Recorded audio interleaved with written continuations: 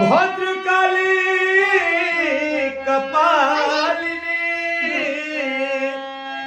दुर्गे क्षमा शिवा धात्री स्वाहा सुधा नमस्तुते।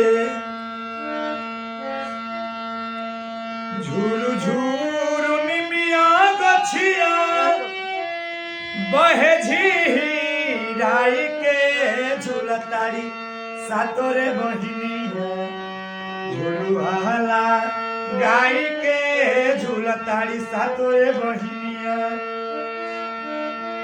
झूलता झूलत माई के लगले पियसिया हो चली दिहली घरे जहां मालिन से वकिया हो।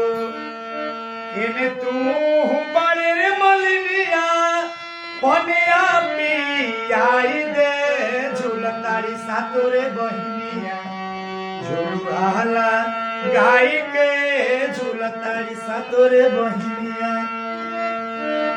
कैसे के पनिया पी आई मोरी मैया हो गोदी में हरी लवा बड़े लागे ना पैया हो। गंगा जूर पनिया दिहल